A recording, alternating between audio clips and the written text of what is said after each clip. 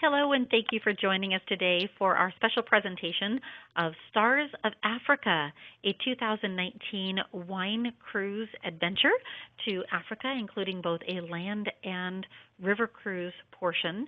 It's a very, very exciting trip, and we have a special guest with us today who's going to tell us all the things that we need to know about this amazing destination. To get us started, of course, in addition to welcoming you, I just thought it would be nice if I let you know a little bit about who we are. Many of you joining us today are past guests, and we welcome you back. We're so excited to see that you're joining us to look at this program. And of course, for those of you who are new to us and are unfamiliar with us, we are Expedia Cruise Ship Center's North Bay, right here in Petaluma, California, gateway to the wine country. Very exciting that we are right here close to the heart of everything. To further enhance your adventure to Africa, you'll be joined by world-renowned wine authority Paul Wagner. Paul has a wealth of information regarding all aspects of the wine industry and has fun and interesting stories from his worldwide adventures in his wine marketing business. A much sought-after wine judge, speaker, and instructor, Paul has received special recognition from the American Wine Society as well as other international organizations. Paul is so much fun to travel with. We are just thrilled that he's joining us on this adventure. So to get us started, to get this program started today, please let me welcome Todd Day from AMA Waterways. Todd is the program manager for Africa, and we are so fortunate that he is here joining us today to be able to answer any questions that we have to present this wonderful, incredible destination. I don't know about you, but for me, it's certainly one of those bucket list destinations. There is nothing quite like seeing these animals that we see the pictures all the time, but seeing them live, being able to stand out on our balcony and see the hippos poke their little noses up under the water, or gazing out onto the plains and see the elephants. There's just so much beauty. We're really, really excited about this program. So Todd, please, we welcome you and we thank you for taking the time to join us and all of our guests here today. Hi, everybody. I'm Todd, and I'm going to talk to you about the 15-day program that we have in South Africa that combines the bucket list destinations of Southern Africa with a 4-night, 5-day river safari cruise on the Chobe River. And the ship we're working with is the Zambezi Queen, and I'm going to talk about that later in my presentation, but you can see a photo of it here now. It's an all-suite ship, and we do safaris by boat on the Chobe River, which forms the border between Namibia and Botswana. The first thing I want to talk to you about is that the program is fully escorted. We have a tour director. This is Andrew Schofield. He's one of our tour directors in South Africa, and he is a biologist. And this program will combine all your bucket list destinations I've mentioned earlier, a lot of cultural encounters, and then a front row seat to the best wildlife show on Earth. You'll sample a lot of South African wines along the way. You'll do small boat river safari cruises, and you'll see a lot of wildlife up close. To start the program, you're going to leave North America and you're going to fly into Cape Town. And we're going to spend 3 nights in Cape Town at a hotel called the Cape Grace Hotel. On arrival, you'll be met at the airport. It's a private transfer. There's no waiting for a bus or anything to take you to the hotel. The driver will meet you, put you in a Mercedes, and they'll transfer you directly to the hotel. At the hotel, we use the Cape Grace in Cape Town, we stay at the Cape Grace Hotel, and it's rated as one of the top 5-star hotels in the world. Here's a photo right now of the Cape Grace. It's right on the Cape Town waterfront, and there are lots of shops, restaurants, museums, lots of activity on the waterfront in Cape Town.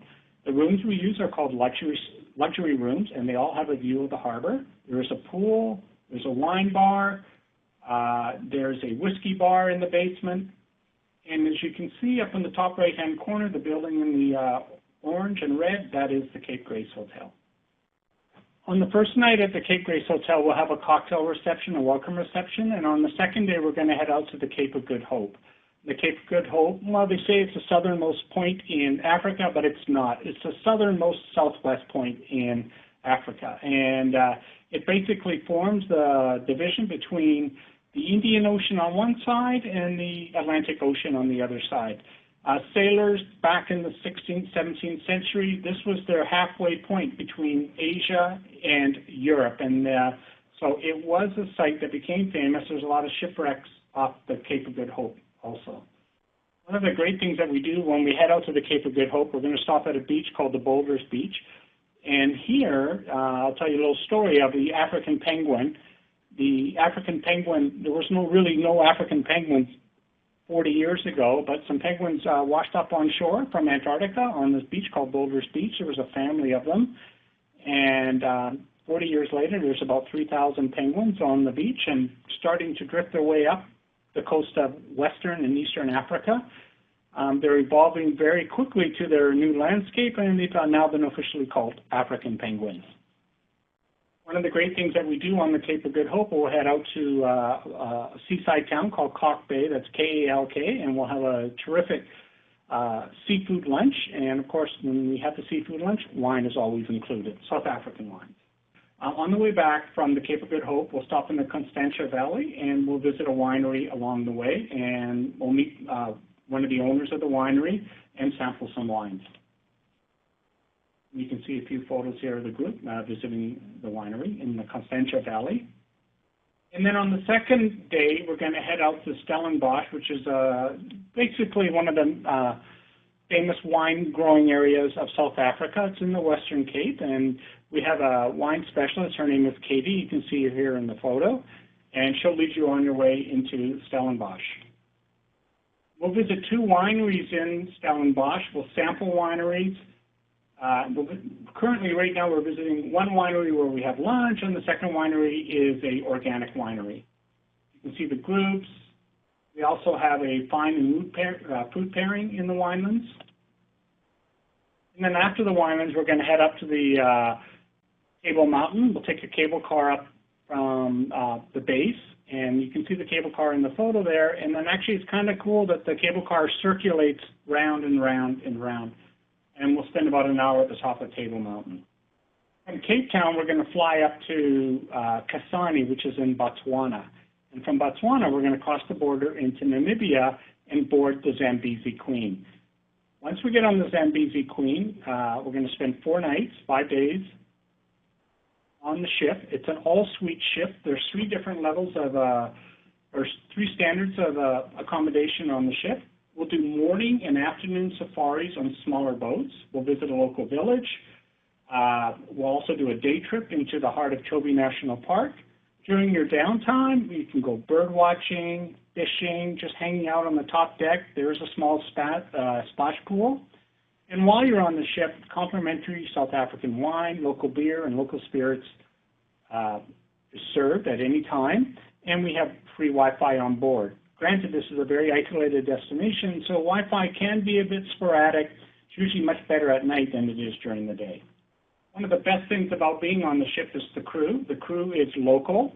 They're from Namibia, and they actually don't sleep on the ship at night. They go back to a camp or to villages along the river, and then they come back on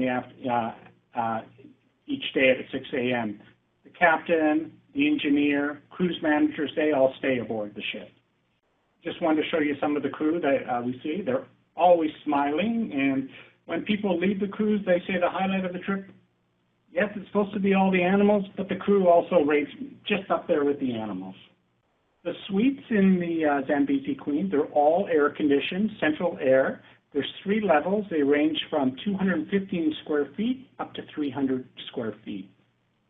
There are no televisions in the rooms, and because basically your television is the landscape that you're looking at, and most people spend a lot of time on the upper deck.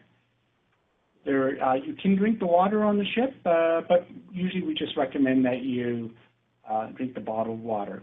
All the rooms have showers. There's no baths, just showers. All the beds are king size, and they can be split into twin beds.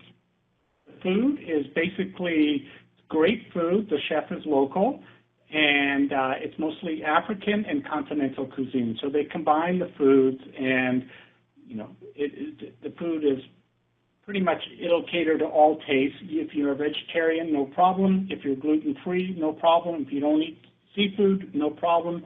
They're able to cater to your tastes. There's a photo here of the restaurant and sort of the morning or afternoon snacks that they have in the restaurant. Get a menu every night. You just order from the menu. There's a bar. The bar opens in the morning and is open until about 10 o'clock at night or until the last people go to bed. And again, local drinks, spirits, wine, beer are all included in the price.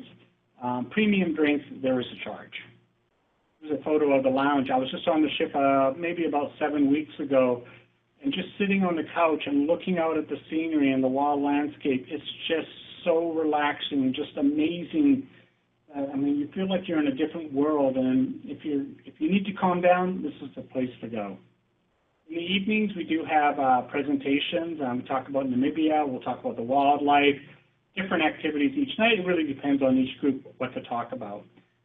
This is a wine departure. We'll probably have a speaker on talking about the local wines. And here's the upper deck where you can see the splash pool and the Chobe River. To the left is Botswana, and to the right is Namibia. There is a small gift shop on board, and there's knickknacks, trinkets, and so on that are locally made and brought on board. They also sell hats, polo shirts. Usually the pottery and the trinkets are the most popular with guests. The safaris on board, they're done in smaller boats, and they're each led by a naturalist guide. Each safari, you get on these smaller boats, they're about 2 to 3 hours long, and you're exploring the tributaries and waterways of the Chobe River. Again, it's 2 to 3 hours for each safari. Some people say, well, there are restrooms also on these smaller boats, so you don't need to worry about that. You can see the Zambezi Queen in the background. This photo here with the crocodile and egret was actually taken by a guest about 2 months ago. Here's a good photo of the safaris that we do in the smaller boats. So they hold anywhere from 8 to 12 people. There are several boats that we have, so you split up the group.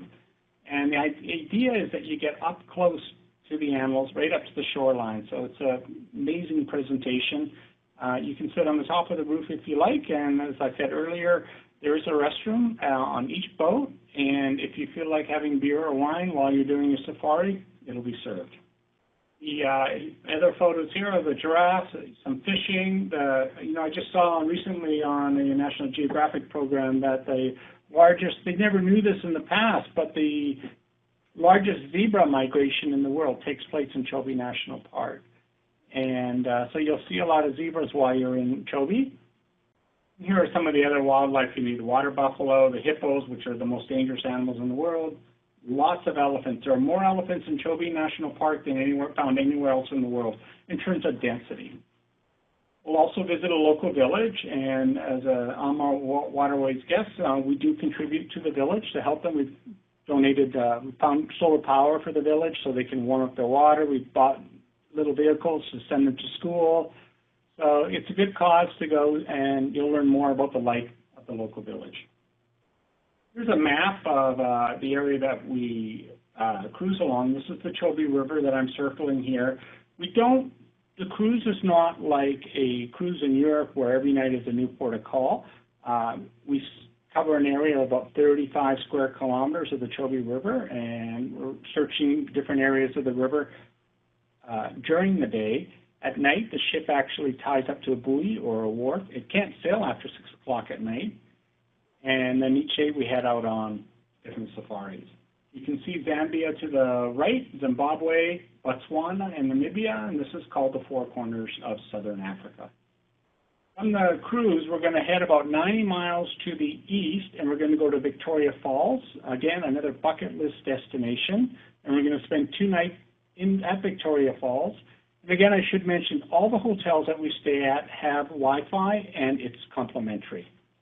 While we're at Victoria Falls, we'll do a walking tour, we'll have a cocktail reception aboard a train, and we'll also do a cruise on the Sundowner Cruise or Sunset Cruise on the Zambezi River.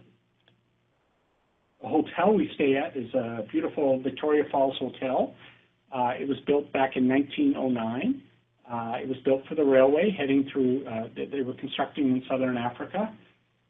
The rooms that we stay in are called the stable wing rooms up on the left-hand side. These are upgraded rooms. They have standard rooms, deluxe rooms, and then they have what they call the stable wing.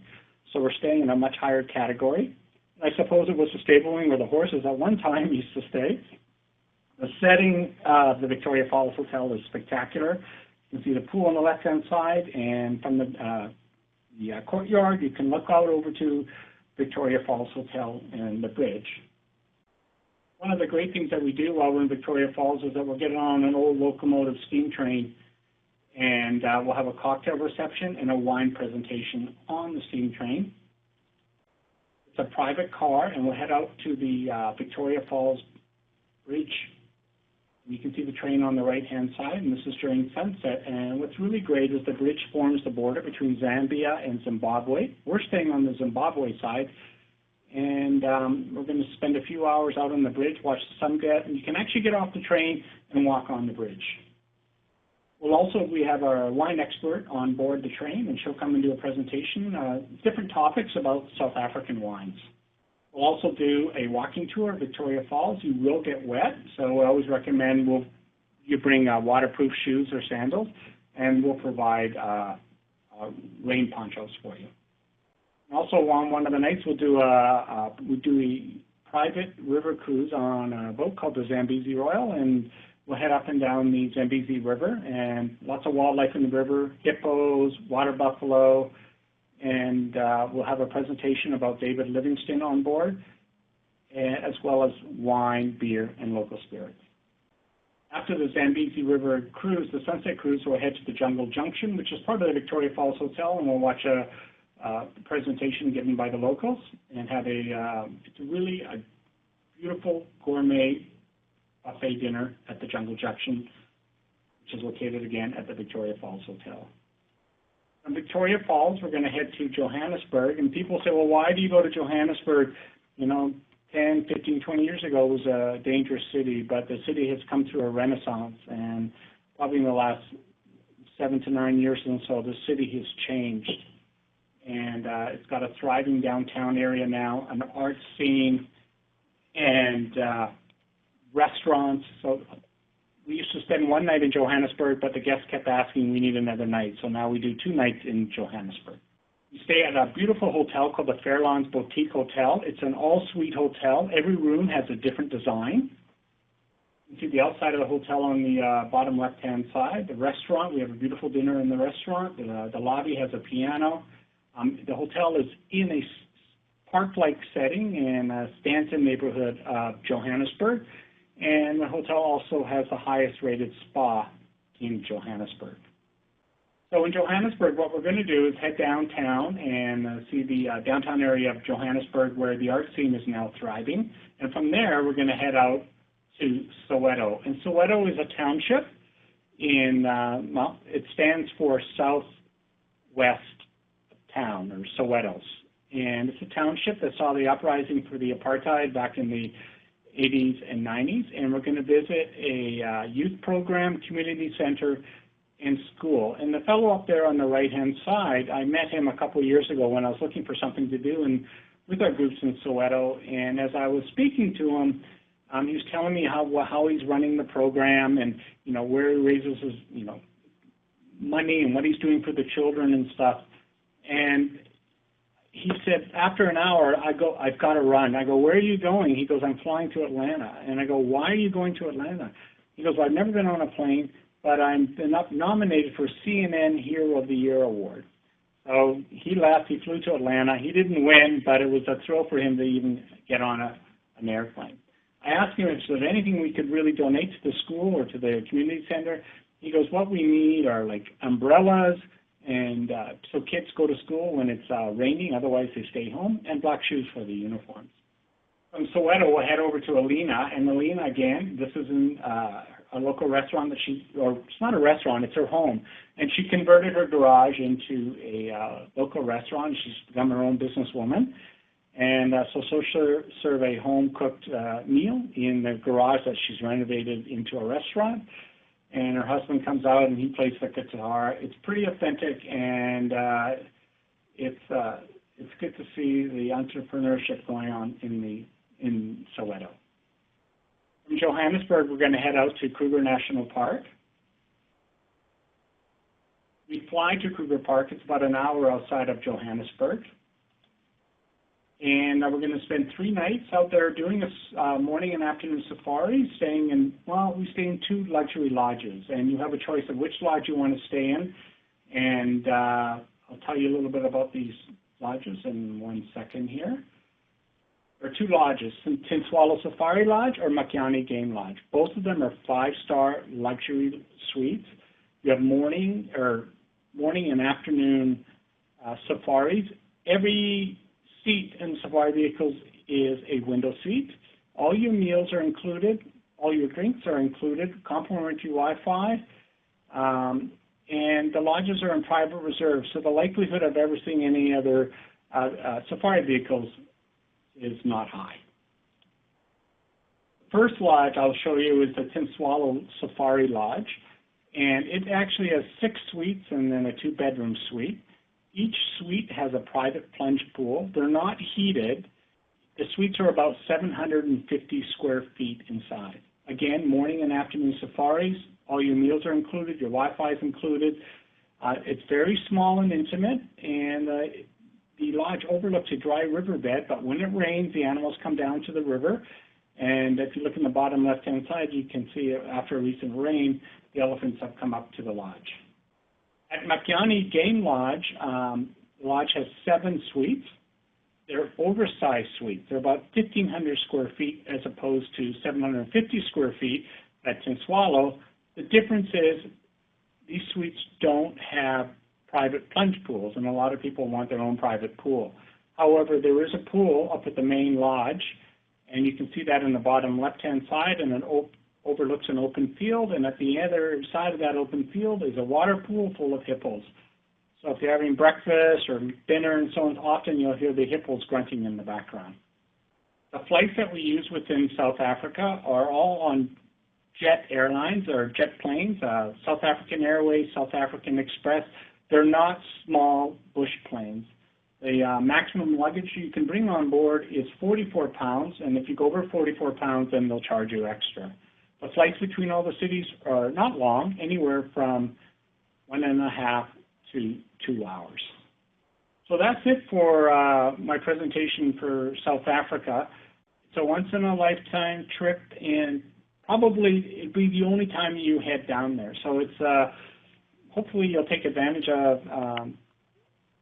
coming down and seeing Southern Africa. So, KK, do you have any questions or anything that you would like me to answer? Thank you, Todd. Well, I know I certainly am ready to go right this minute. I can't wait. I'm so excited about this trip and all the wonderful things that everyone is going to see. There are a few questions that have come across the chat box as you were presenting. The first question is, can you tell us a little bit about visas that are required to go to Africa?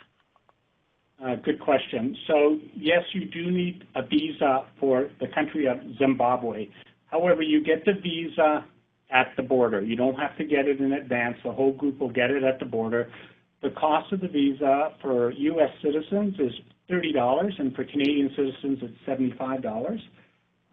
What's also important about visas, on this trip, you must have 6 empty pages in your passport, consecutive pages. So before you sign up for this trip or check your passport several months before you're leaving, look at and make sure you've got enough pages. If you don't, you'll have to get a new passport. And also, it's really important that your passport doesn't expire within 6 months of returning back from South Africa. Great points. Thank you for that. Also, I see here someone's asking, are there any special medications or shots needed to experience this trip? On this trip, there's nothing mandatory to take, no shots. You would just check with your doctor to make sure you're updated on your standard, immunization shots, tetanus, and so on. In terms of medicine, you are going into malaria zones. The malaria zones are Chobe, Victoria Falls, and Kruger National Park. So I would recommend that you see your doctor for a malaria prescription. Malaria medication has changed a lot over the last several years, and they have a new one out called Malarone, and you only have to take it once a day, and they have a lot less side effects than the one medicine they used to have back in the 70s and the 80s. That's great to hear. The other question that came across here is, how many guests are there in the group? So there are 14 suites on the ship, so the maximum amount of guests that we can have is 28 guests, 2 people to a room. I guess, of course, you can have a single in a room also. So no more than 28 guests. You have a tour director with you from day 1 when you arrive in Cape Town all the way through to day 12 in Johannesburg. And then once you leave Johannesburg to go to Kruger, you'll leave a tour director will leave you, but you'll be met in Kruger with a specially assigned safari guide for the On the Waterways group. That's wonderful. Well, I think those are all the questions that we can make some time for today. For all of you who have sent in additional questions, I encourage you to watch your email because we'll make sure that we get all of those answered to you by email. And, of course, as you heard from Todd, there are only 28 guests on this program. And I'm thrilled to tell you that there are actually only 6 rooms left. So there's room for 12 passengers, and I would encourage you to, of course, call our center right away.